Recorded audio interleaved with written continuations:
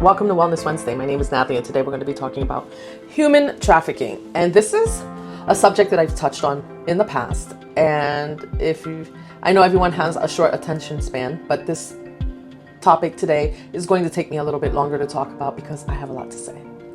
And I have a few different issues that I want to touch on.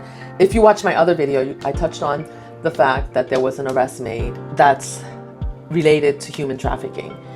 And that was a few weeks ago, and that person is now in jail. And it was really crazy because when I talked about this topic, I said that, and I stand by this, I said that you don't know who is in your own backyard committing these acts. As a registered nurse who does yearly training on human trafficking, these are things that happen in your own backyard that can be happening on your street. It could be your neighbor. So you just don't know. And it could be a family member. Yeah.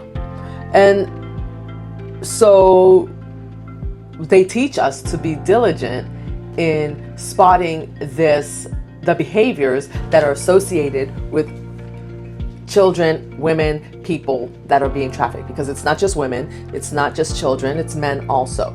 And this morning, and I may jump around a little bit because there's so much to say, so hang in there with me, people. Hang in there. And I don't know any of these people, by the way. It's just I was triggered to say something about it, and I'll explain why later. But for right now, I want to talk about what I saw this morning. I want to talk about a little bit about what I said in the past, and you can go back and watch my past video. Whenever the arrest was made, Puff Daddy was arrested. They said that the FBI, I think it was, came out and said that there would be more arrests. There are companies involved, there are corporations involved, there are more people involved. And in my video, I said, don't get it twisted. That yes, like we're gonna get focused on these high-profile people, the Jeffrey Epsteins, the P. Diddy's, and whoever else, because they're gonna probably take down some big people with this. But how about the little guys that are involved? How about the mom and pops? How about the neighbors, right? So we need, because I think we turn a blind eye to it because we feel like we're not affected, or maybe we are in certain ways and we just still turn a blind eye because admitting what's happening is too painful. It's just too painful.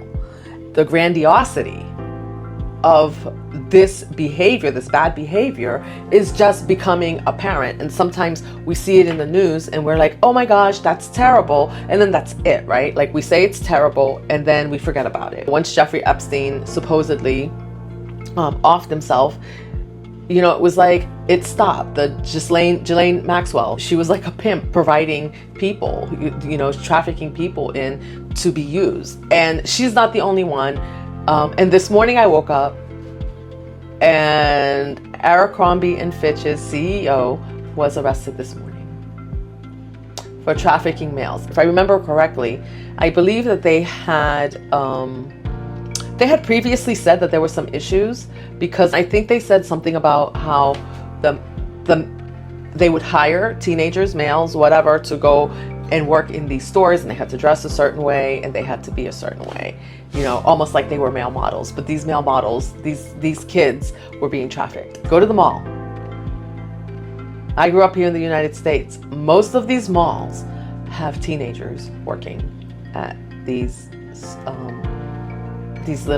chains, and they're not little chains. Abercrombie and Fitch is not a little chain. They are major. They are all over, and I think they might be worldwide. While I was going down this rabbit hole, I found I found this young lady on YouTube. She's a human trafficking survivor. She's connected to the first arrest that was made, and was involved in being trafficked in that first arrest that was made a few months ago with Puff Daddy, P. Diddy. I'm going to play some of her clips for you here at the end, or maybe throughout, because I think it's important that we understand that this is real. These people are real. Hi, my name is Allison Carter. My mom's name is Shelly Carter. In 2021, We did a live interview with Maria Z. We went viral in 2020. Today is September 23rd. Yeah, September 23rd, 2024. And when you watch her talk, there's gonna be a part of you that says, is she telling the truth? But that's what we do, right? To all types of abuse victims. We live in a society where the person who's making the allegation has to prove that what they're saying is true. So you're not believed unless you can prove it. And to prove it, you have to put yourself on the line. You have to put yourself through scrutiny. You have to put yourself through the trauma all over again to prove it, and hope that the people that you're speaking up against are not going to, in the interim, destroy your life. So I think this girl is brave, although it seems like from what she's saying, she's moving around a lot to keep herself safe, because she has to. Because she feels like if she were found, that she would be in danger. And I will put the link down to her channel that you can watch, because I want to share it. And I want to give a quick disclaimer also to say that whenever I talk about human trafficking, my videos will not be monetized. And if by some chance, because I don't control the algorithm, I don't control these platforms that I use, that these videos are monetized for some reason, any monies I gain from the videos that I put out, I will find a way to donate to victims of human trafficking, because I don't feel like spreading the word or sharing this content should be monetized, because it seems kind of sick to make money off of somebody else's pain. You know, it's one thing if I choose to make money off of my own pain, but to take someone else's pain and someone else's trauma and monetize that trauma seems kind of sick. It's almost like re-injuring the person, right? So anyway, and I choose not to do that. So that's just me. I don't know what other platforms are doing. I don't know if they're doing the same thing. And I think if anyone really wants to spread the information on what's happening out there so that more people are aware, then I think, donating back to those who have been trafficked might be a really good place to start. And with that said, I'm talking about donations, I want to give you a little bit of background as to why I am down this rabbit hole of human trafficking.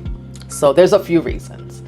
And back in 2015 or 16, I'd have to go back and look to confirm if that's right. I visited Haiti, and I visited a town in the country called Jérémy. And when we arrived to town, we went to a restaurant because everybody was hungry.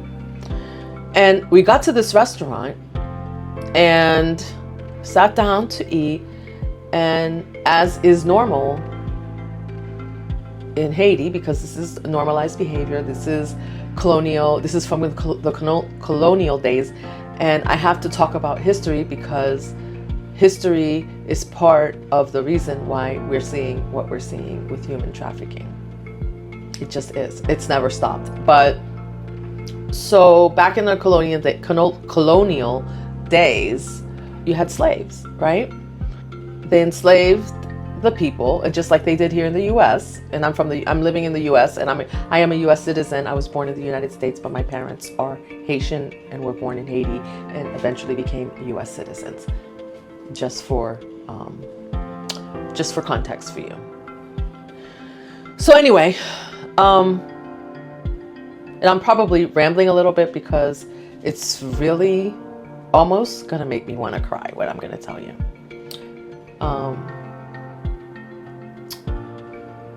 So we sit down to eat, and like I said, because of the colonialism, there's still servitude that happens in Haiti. People have servants, and I think they pay them. I don't know how much they pay them, but I think a lot of times the ones that I've seen get paid a small amount. And a lot of times there are children involved in servitude also. So there's no age limit. It appears to me there's no age limit in how old you have to be to serve. So you have little children. And when I say little children, anywhere from 5, 6, 7, 8. And so we sit down to eat, and I get up. We had been in the car for a long time. I get up to walk around, go to the restroom, and on the way to the restroom, this little girl, she couldn't have been more than 7. And it's really hard to tell because children are sometimes malnourished, and so sometimes they can be look a little bit younger than what they are. But honestly, this girl couldn't have been more than 7 or 8. And she approached me as I was coming out of the bathroom and said, "Hey, can you help me? I'm being abused. Can you take me with you?"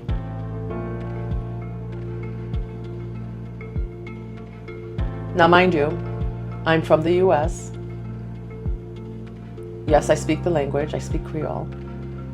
I speak French well enough to get along and understand well enough. But I don't live in the country. I'm not a citizen of the country. And I mean, this little girl was begging, and I had other people, and I was just like, hey, like, this little girl is saying that she's being abused. Like, what can we do about it? And,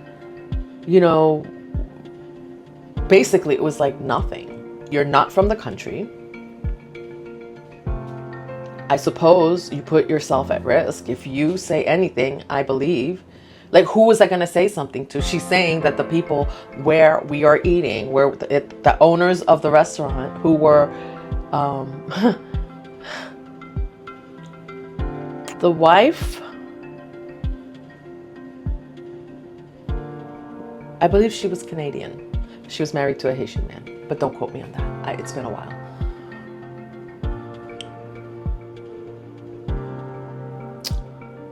Who do you talk to in this case, right? Do I talk to the owner? If he's abusing her, it's not like he's going to say to me, "Oh yeah, like, you know what, like we're abusing her, physically, sexually, whatever, using her for slave labor." And yeah, that's true. And the laws in different countries around this are different. And when I say the laws, maybe there are laws against it, but the culture is such that no one's gonna jump to the rescue of this poor little girl. This little girl, she was like a poor,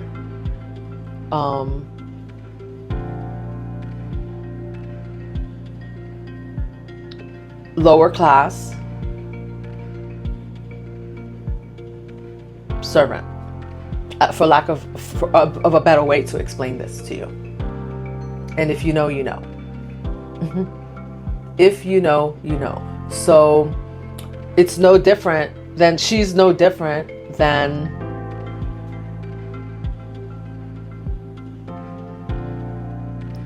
children here in the United States who are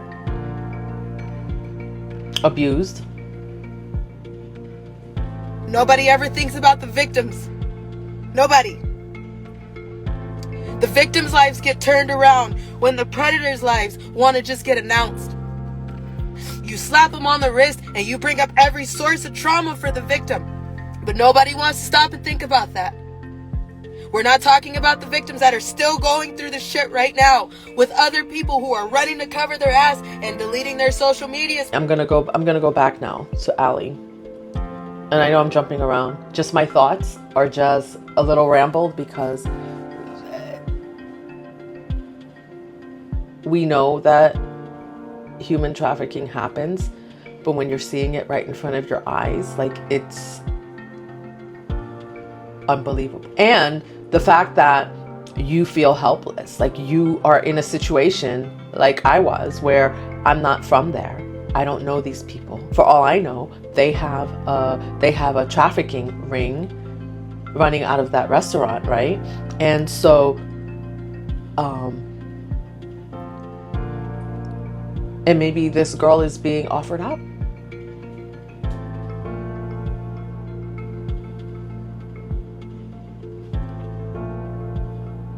I don't, it's, as I got up this morning and I got dressed to come here and talk to you, I just had to sit with that, right? Like that thought, and because of that, when that happened and I felt helpless, right?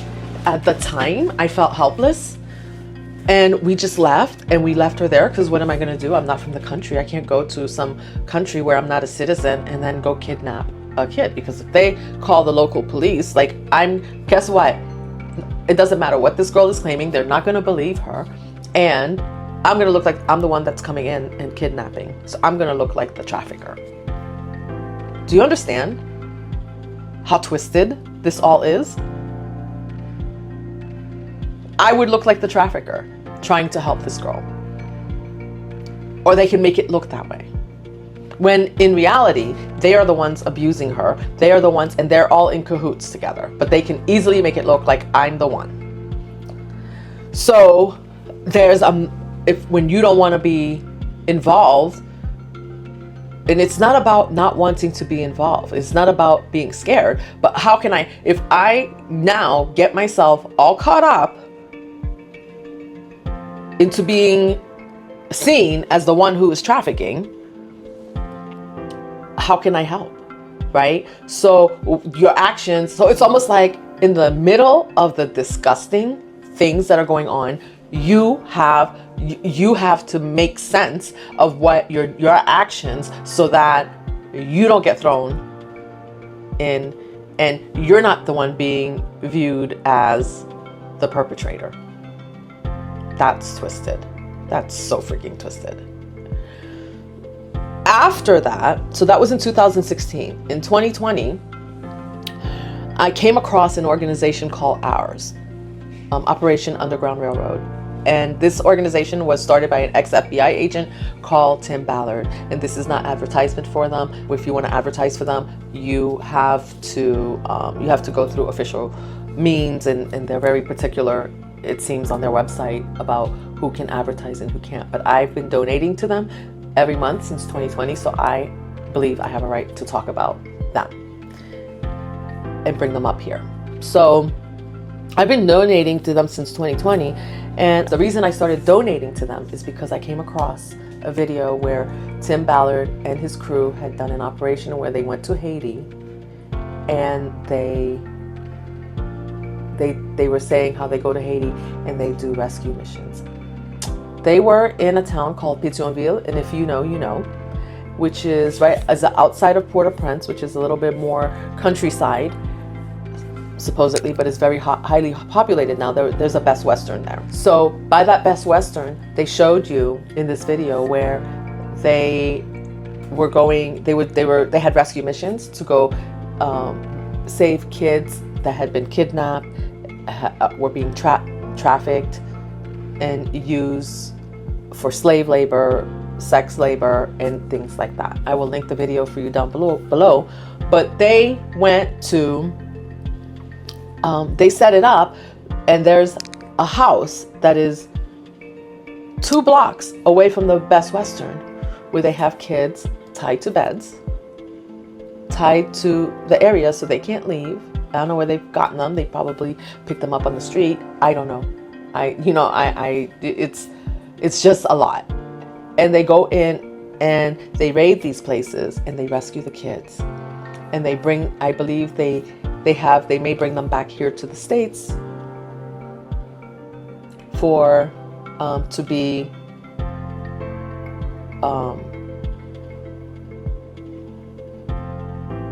taken care of. Now, the reason I bring this up is because in light of everything that we're seeing and everything else that we will continue to see, I found a human traffic survivor. She's American.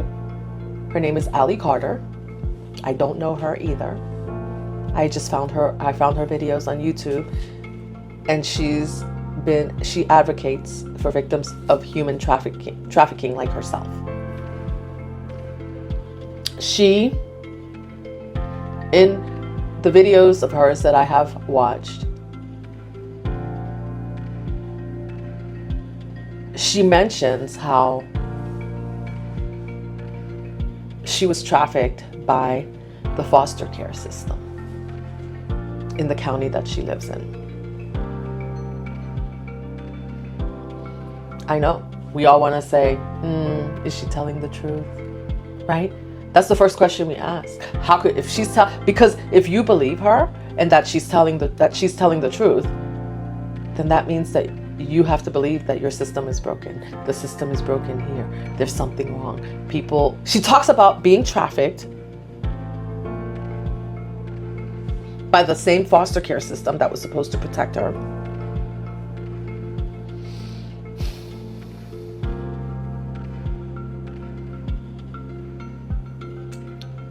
Do you know how easy it is to go get a foster kid? To become a foster parent? You go take a couple classes, sign up, and you just got to show that you have income and you have somewhere for them to sleep. The government will even help provide food for them. The government will provide insurance for them. So you don't even have to do that. Like, you just have to have somewhere for them to sleep.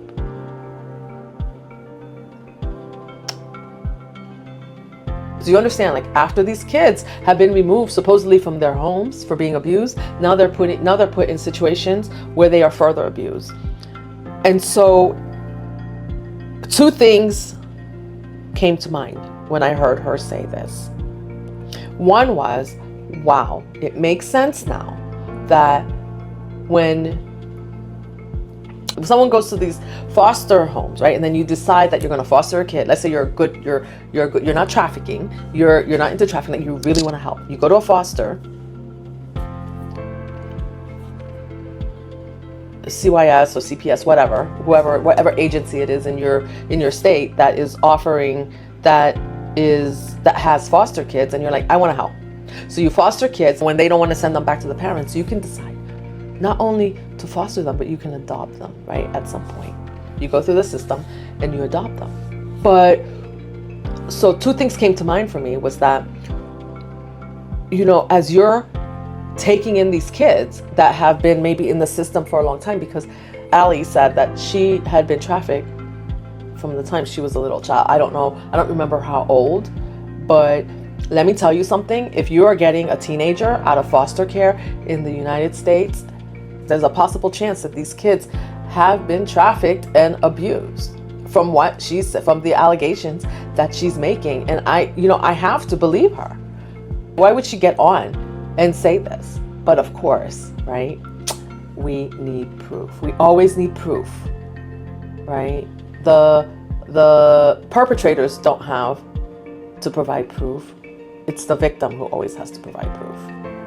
But anyway, from what she was saying, when you go and you adopt these kids, or you decide you're going to adopt these kids, and you wonder why these kids. And by the way, when you get kids out of foster care, they are covered. These children are covered by HIPAA, the Private Health Information Privacy Laws, which means that any kind of abuse that they've had, that's covered under Health Information Privacy Laws. So guess what? The extent of the abuse is never disclosed to you. These kids have this dissociative identity disorder. Look that up. I don't even have time to explain all that to you right now, but look it up. These kids have PTSD. Look that up and see what the symptoms are. These kids have anxiety, depression, and behavioral issues that are probably the likes of that you've never seen before and are not trained to deal with, honestly. And you definitely are not trained to deal with something that you don't know is happening. The kid doesn't know it's happening. Dissociative identity disorder has to be diagnosed. To have dissociative identity disorder, and I am going to touch on this a little bit, that usually occurs because you have a trauma that occurred that your mind, it was so traumatic that your mind had this to dissociate from your body and go somewhere else so that you could survive and live through it.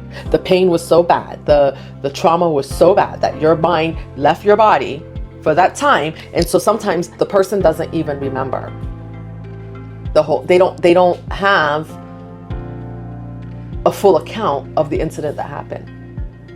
Oh, and we want proof. We want them to prove to us what they're saying is true. So anyway, so with this, and then they have multiple personalities because as Ali was saying in one of her videos that I was watching, it makes sense. Like, you wonder, why do people have multiple personalities, right? Well, part of the abuse is to create multiple personas. So you take a child from the time they're 6 or 7 and you create multiple personalities based on what you want them to do. And you name them.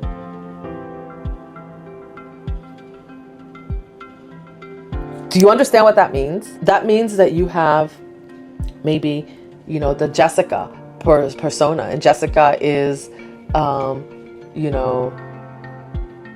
Jessica's the stripper.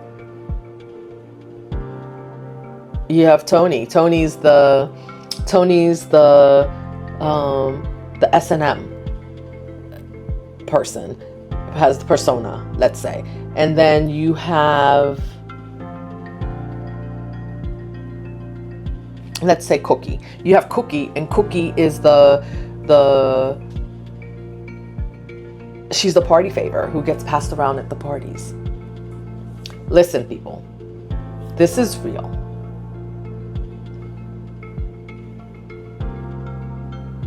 When are we going to talk about the kids? Everybody's demanding something from the victims. Why aren't you demanding it from the news? And this goes deeper, and I think we're going to see a lot more things come out. And it's really surprising, or not surprising to me, that they're not talking about it more on mainstream media, because I think that this goes so far and so deep. I mean, if you can have the CEO of Abercrombie and Fitch arrested, who else will be arrested? For heaven's sakes, this man had 1,000 bottles of baby oil. Do you understand what that means? Do you understand what that means? It's not like you go into a Walmart and buy 1,000 bottles of baby oil. Now, maybe if you are a Walmart you are a distribution center for Walmart, you can buy 1,000 bottles of baby oil because you're going to distribute them to multiple Walmarts, right? But one person, like I think wouldn't it raise a red flag to you if I came in to your store and said I need 1,000 bottles of baby oil? Even when you have babies, one or two bottles of baby oil is enough to last you a lifetime. When you have babies, if you're using it for your babies. Which the thought of using it on my babies now is just kind of disgusting. But okay, I'm disgusted by that thought now that I know like what they use it for. I mean, this woman, this Allie, talks about how men come to her pimp, and they want her to dress up like a baby. Do you think that thousands of bottles worth of baby oil was for thousands of who? $65,000 worth of hot dogs and pizza was for who? Trafficking over the border was for who? Child Protective Services is your supplier. Is anybody going to talk about that? The immigrants that are coming across the border, that all those kids that they were just scooping up out of boats and out of the water, they're now coming in and they're throwing them right into the system. Aurora, Colorado, Springfield, Ohio. Where do you think all those kids are going? Because that's their fetish. Or they want her to be their prey. So they put her in a house and they want to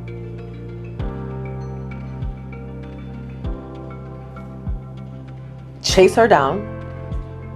She's brought there so they can play this game of chase you down, attack you, brutally attack you, and rape you.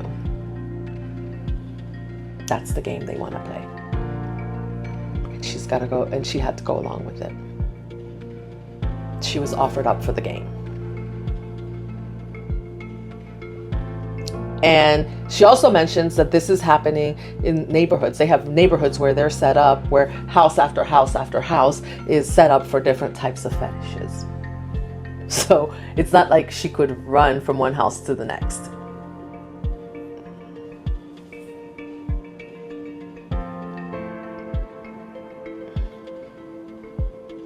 Now I know this all sounds crazy. It all sounds, but is it though? Is it?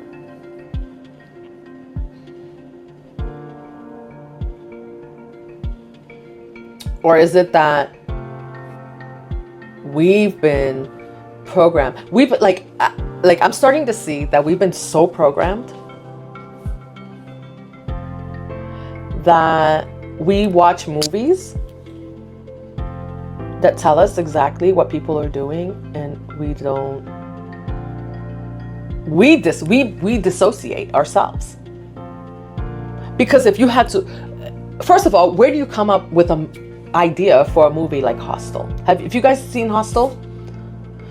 If you have the stomach for it, I would say watch it so you can understand what I'm saying. And if you have seen it, you know what I'm talking about. Hostel 1, 2, 3, 4. I don't know how many of them there are. But in these movies, people are kidnapped, women, men are kidnapped.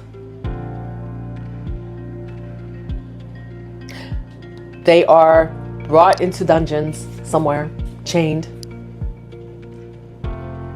And you have people who have money who come and they pay to torture and kill, abuse. This is a movie that I watched with someone else. And so and we just chalk it up as entertainment, right? But is that entertainment? Like, I was like, I don't understand. Like, why? Even at the time that I'm watching, I'm like, what in the world is going on? And I think the whole movie is situated in Eastern Europe. Just enough to make you feel like, well, I'm watching it, but that's happening. That might happen over there. Watch the movies. Like, it's really extensive to the point of, I think it's the second Hostel or the third one, I don't know, where I realize not only are people being kidnapped to be used for these acts, but there are people that are coming from faraway lands, coming from the US, going to Eastern Europe, in the movie that is, coming from wherever and going to these places and paying to commit these atrocities while other people are paying, because other people are paying to watch them commit these atrocities. So I believe in one of the movies, it was almost like people were sitting and they were having dinner, drinking champagne, and looking through a one-way glass where they can see what's happening inside. But like, if the person that's on the inside with the victim, the perpetrator of the act and the victim are on the other side of the glass and cannot see out to the audience, but there are spectators, people that are paying to watch the perpetrator victimize the victim. There are too many victims. Victims that you don't even know their name. Victims that you'll never hear their laugh. Victims that you'll never know who the hell they were, because everybody was so busy bouncing to their music. Didn't I tell you? Music is a diary. Are you now figuring that out? If you're listening, it's one thing when you hear it and you feel it. When you feel it, you can actually hear it. When you hear it, you can actually feel it. Do you understand that their music is their diary? All these rappers, they're telling you what they did. The music, it's telling you what they did. The comedy and the art is a reflection of life. Well, I believe that's what we're getting. That's what you're hearing about now in the news, right in your own backyard. And we're hearing about it at the celebrity level, but don't forget that this could be your next door neighbor. And it almost seems to me like the more money you have, the more you get away with. You hear few and far between where the parent has tied their kid to the radiator. The parent has locked their kid inside the box. Listen, we all need to wake up. Do you know that by the time my kids were 4, by the time my kids were 4, which means they were getting to be school aged, I had shown them how to wash themselves, take care of themselves, and I had already told them, nobody touches you anywhere. Now you would think, that's a 4-year-old. What do they need to know about that? What do they need to know about that? Yeah, they need to know. Your kids need to know that nobody should be touching them. And they need to know that they can come to you and tell you if someone is touching them. And that needs to happen early because, you know, when kids are little, we're helping them get ready. So it would seem normal that, hey, well, somebody else is going to say, like, they're helping me, you know, like my mom does, like my dad does, you know, they're just helping me get ready. No, my kids knew by the time they were 4. No, this is how you wash yourself. Let me show you. When they started school, not even me. I told them, no, mommy doesn't wash you. Daddy doesn't wash you anymore. You are responsible for your own hygiene. This is how you do it. And if anyone tells you that they're trying to help you, it's not true. It's not safe. You need to have a conversation with me. I don't care who it is.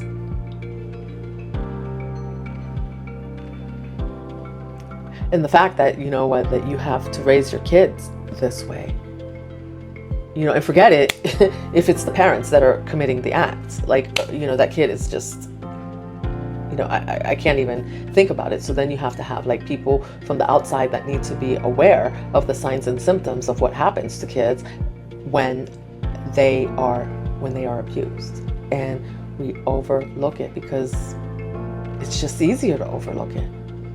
Like right now, the things that we're seeing in the news. I mean, I woke up and I'm like, the CEO of Abercrombie and Fitch.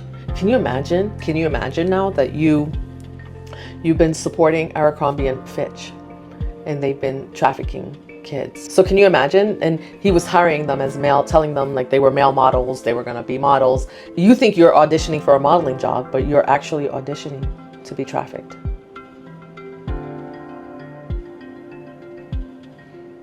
Which brings me to my own story. Do you know, I think I was 10 at that time, 9 or 10, because I was in elementary school. 6th grade, maybe 6th grade, maybe 11. It's because I think maybe 6th grade, because 6th grade is, so by the time you get to 6th grade, you're getting ready to go to junior high. You're becoming a teenager, you're going to be a teenager, and you're just like, you know, you're feeling yourself already, especially here in the US, because that it's a big jump. You're going to go from going to elementary school to just a completely different high school, and you're going to be with older teenagers, and it's exciting because you're growing up, right? So when I was in elementary school, I was not the popular kid. And for reasons that I now understand, which I will not go into today because I don't have enough time for that. But I was not the most popular kid. But the boys liked me. I was a cute kid, right? You would think like boy, girl, like, oh, like so cute. Like, you know what? They're holding hands. Yeah. Okay. No. So there was an incident in 6th grade as you're having this, you're going through this transition where you're going to go to junior high, and you just think like, okay, like we're the shit, like we are, you know, like now we're the oldest at the school, and so we have the clout. And I think if you know that when you're a senior, right, like whether it's in high school or junior high or elementary school, like, you know, there's like, at least for high school, there's like senior skip day where you don't go to school. well, they created a senior skip day for elementary school. I don't know who thought of that, because who thought that like 10 kids could be missing from a class and the teachers wouldn't notice? 11-year-olds, that's who, right? 12-year-olds. So we skipped, like we had a group of us and we're like, we're gonna skip school. And I'm thinking, hey, we're just gonna go, we're gonna play Monopoly, we're gonna go hang out for the day. And I get to this house, right? Like where everybody's going. And I remember the house. I remember the name of the kids that were there. And I'm not going to say just because it doesn't matter. And if we are getting caught up on who, then we're missing the point that the kids are what we need to be concerned with. So I get to this house and I'm like, I'm big and bad, right? Like I have skipped school. I'm doing my senior skip day. And being that I wasn't one of the most popular kids, I knew my parents would probably kill me if they found out that I had skipped school, but you know, how could I not do it? Like all the other popular kids were doing it. So like, yeah, of course I was gonna do it.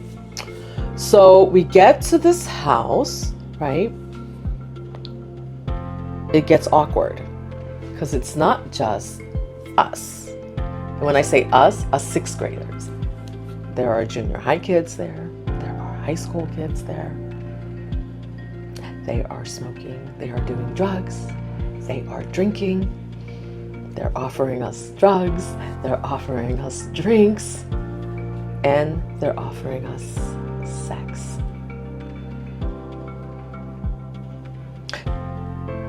Now, imagine you're in this situation. You have skipped school. Now, I cannot leave and go to school, right? I've already skipped school. I cannot call my parents because, I might be in trouble because I'm supposed to be at school and I'm not.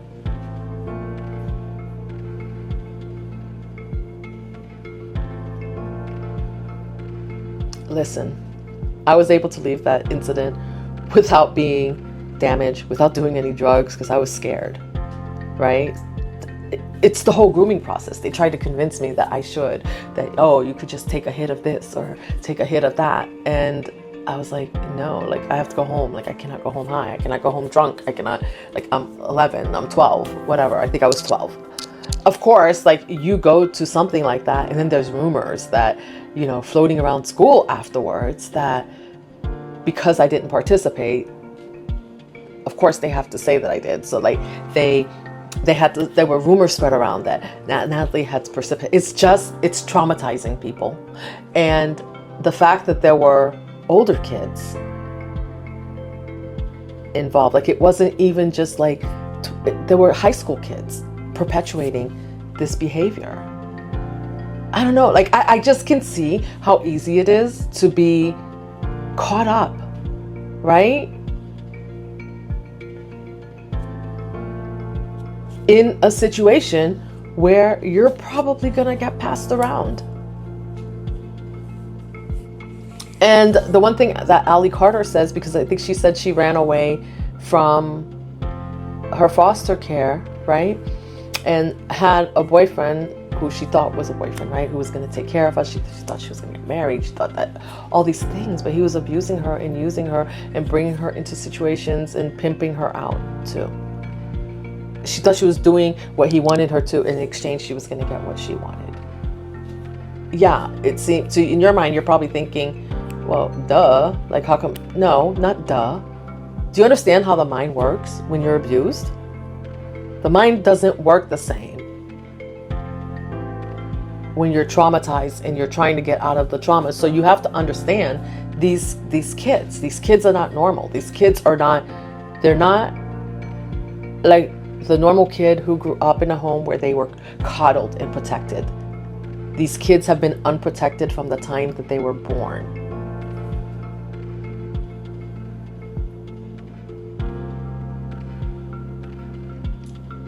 Whether they were unprotected because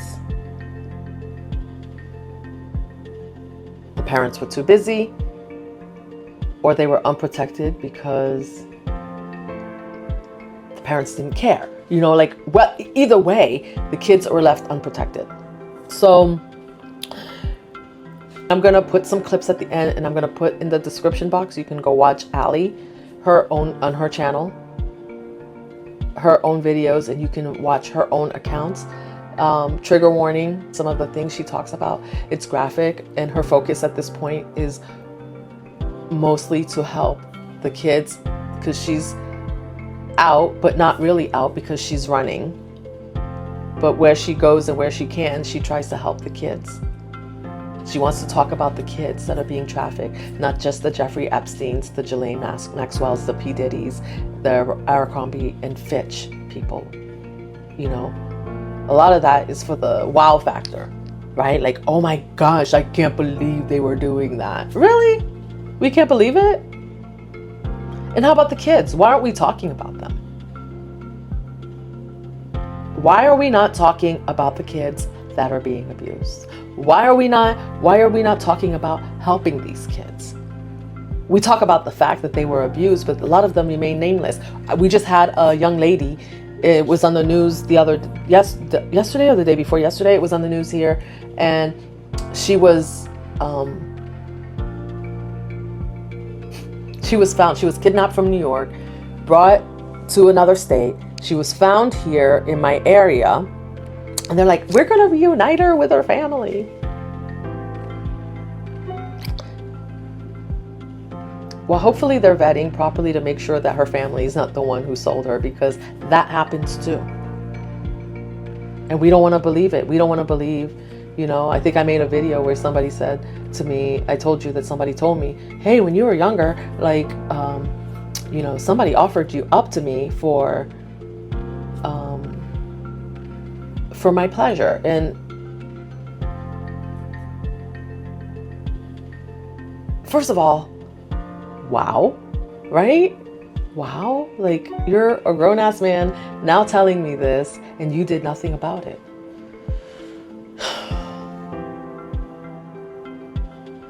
So obviously he didn't say it because it wasn't true, right?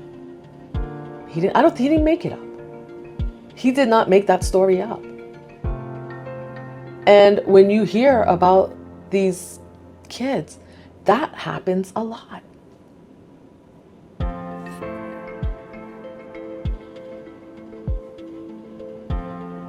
So do be careful.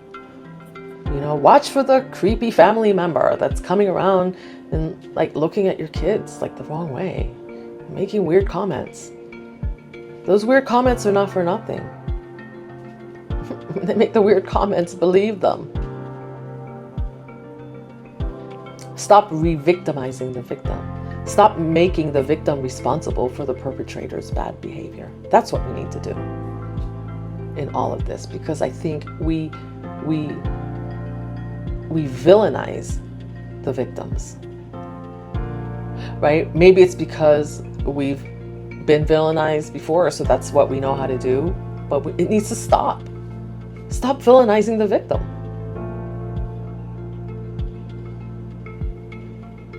How are you going to look at a 12-year-old who's been abused by a 30-year-old and then tell the 12-year-old that they're the problem? Are you kidding me? Does that even make sense?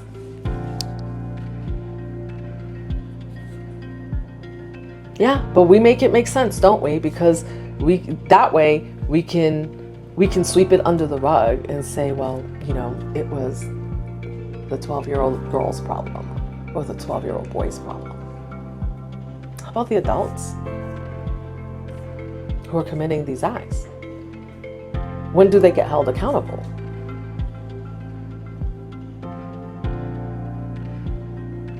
Because guarantee you, by the time the 12-year-old is committing this act, she or he has been groomed from before then. Do you understand what that means? They've been groomed into certain behaviors from before they were 12.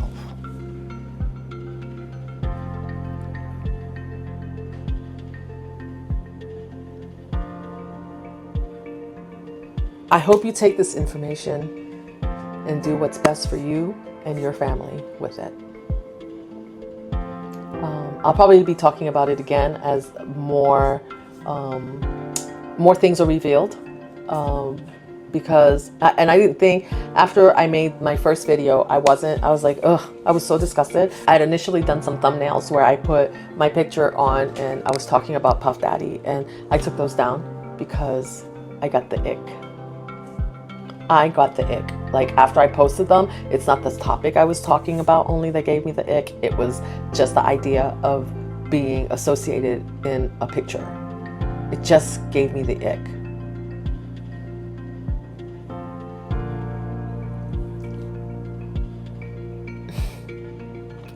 If you enjoyed the content, subscribe, like, and comment for more empowering content. My goal is to continue to empower us ladies and to talk about the topics that matter. And I think the topic of human trafficking matters. So this will probably be a staple subject on my channel for years to come. It won't be an everyday topic, but it will be a topic that I discuss regularly, even when it's not in the news. You guys stay beautiful, you stay strong, and you stay inspired, and stay sexy so you can keep taking care of yourself and those around you. Peace and love. And remember,